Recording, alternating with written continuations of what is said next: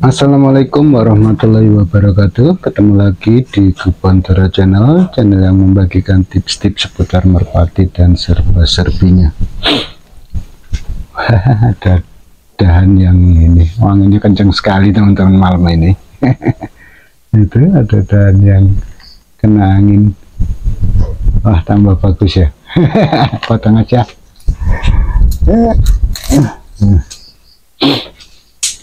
Oke, kali ini saya akan menjawab pertanyaan dari Mas Rudi Restu ya, yang menanyakan, Pak De, gimana caranya supaya merpati tahu lompat tali atau naik tali ya. Itu sebenarnya ini ya Mas Restu, Mas Rudi Restu, dari latihan aja sebenarnya ini Mas. Kalau saya perhatikan di lapak itu, memang kalau awal-awal, begini, saya dari awal ya. Merpati itu sebenarnya kalau belum bertenaga, walaupun dia anakan burung kolong yang secara otomatis mewarisi gen kolong, atau dia otomatis dia akan gampang ngolong, itu akan tetap mengalami tahapan ya. Harus melewati tahapan sehingga dia mampu naik kolong atau masuk di kolong. Kalau kita membiikkan sendiri atau breeding sendiri, itu coba Mas Rudi Restu bikin tali ya, tali yang dikasih bendera warna-warni itu yang persis di kolong. Usahakan untuk latihan di rumah yang pakai tali ada benderanya itu disamakan dengan nanti di tempat calon kita melatih pertama kali. Jadi di rumah saat dia giring awal itu, kalau saya belum saya mainkan ya, saya biarkan begitu saja semau dia, kejar-kejaran kayak apa, biasanya kan dia masih lar 3 atau lar 4, kadang-kadang lar 2, lar 1, tapi dia belum rampas. Itu sebaiknya didiamkan dulu. Nanti kalau sudah bertelur 2-3 hari, sebaiknya telurnya dicabut. Dia jadi diberi waktu untuk mengeram itu 3 hari saja paling lama, atau 4 hari lah paling lama, kemudian dicabut.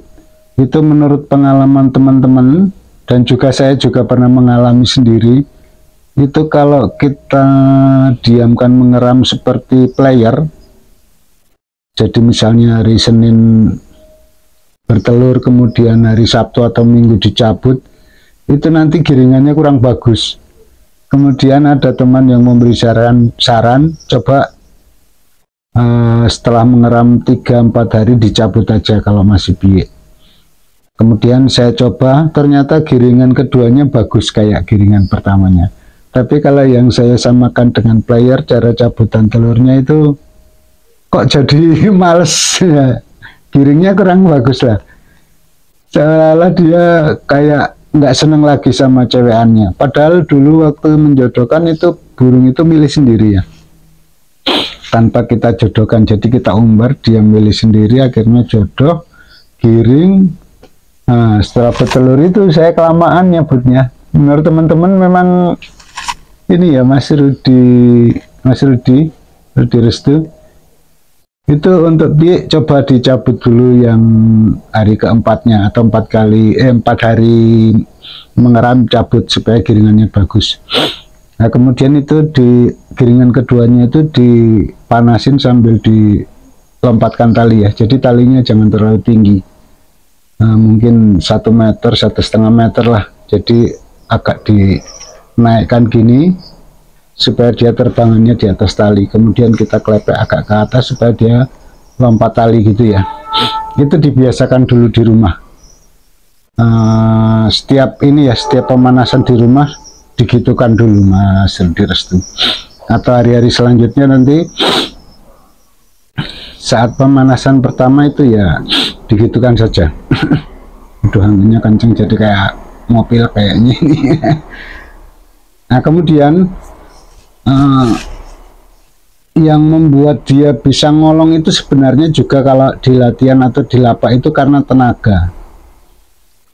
Merpati walaupun dia keturunan merpati kolong, kalau belum bertenaga dia kayaknya nggak mungkin.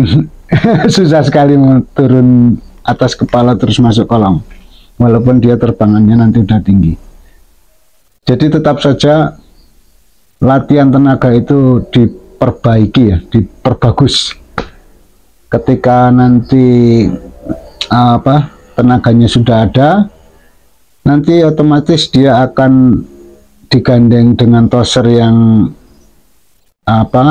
yang ngolongan, itu nanti dia akan ikut. Itu hal yang pertama ya. Yang kedua itu biasanya kalau burung yang lari juga agak sulit, walaupun dia sudah bertenaga. Kalau dia modelnya lari, model belum mau tinggi, itu biasanya juga begitu, akan susah ngolongnya. Tapi dengan latihan di rumah nanti satu saat dia akan mengetahui bahwa dia harus lompat tali. Saat dia mulai bisa terbang tinggi, mulai mau terbang tinggi, dan sudah bertenaga, nanti dia akan masuk kolong. Untuk kasus itu teman saya ada, burungnya warna merah dan putih. Dia lari terus, burungnya lari, kencang memang terbangannya.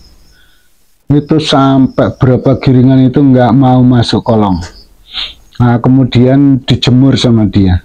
Selama satu engraman itu, dari hari pertama mengeram, dijemur dari pagi sampai sore, hampir sore lah. Jadi full lah, satu hari itu full dijemur. Tapi resikonya burung itu akan akan kurus, akan ringan sekali. Jadi terbangnya atau tenaganya itu kurang, tapi nanti dia akan terbang tinggi. Nah, nanti di situ kalau burung itu walaupun dia tadinya lari kemudian sudah mau agak naik, itu ditoserin, gandeng sama toser yang masuk kolong. Nah, itu nanti lambat laun akan masuk kolong, Mas Rudi Restu. Itu saya juga sedang melatih burung yang tipe-tipe lari. Jadi dia walaupun saya gandengkan dengan toser, ketinggalan sama tosernya karena dia muter, kemudian tosernya ngikutin muter, tapi dia masih belum mau gandeng, ditinggal sama tosernya. Wah, ini wajar. Malah bisa ngelewatin tosernya. Tapi ya itu masih akhirnya begitu dekat di lapak itu, di kolongan, dia langsung turun gini, langsung mendatar gitu ya. Setelah dia mau gandeng, dia masih dia bisa tinggi, tapi karena tenaganya belum ada, dia tetap aja kalau sampai di dekat kolong dia akan turun. Itu saya yakin nanti kalau dia sudah bertenaga, artinya tenaganya sudah cukup untuk ngolong, untuk turun di atas kepala, untuk terbang tinggi dulu, kemudian turun di atas kepala, itu saya yakin bisa.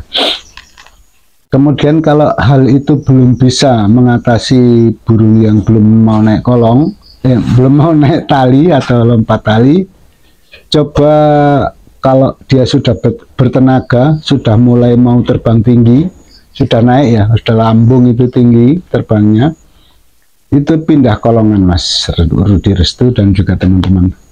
Pindah kolongan, misalnya di kolongan A, kemudian pindah ke B. Tapi waktu pertama kali dibawa ke lapak, biasanya kan hari Kamis mulai giring ya. Hari Kamisnya coba di lapak A dulu, di tempat biasa ngelatih dulu, supaya ototnya terbuka dulu, mulai otot-ototnya udah nggak kaku karena habis angrem, sudah mulai pulih, maksudnya udah nggak kaku lagi lah, intinya gitu. Nah, baru dipindah ke kolongan yang baru atau kolongan B.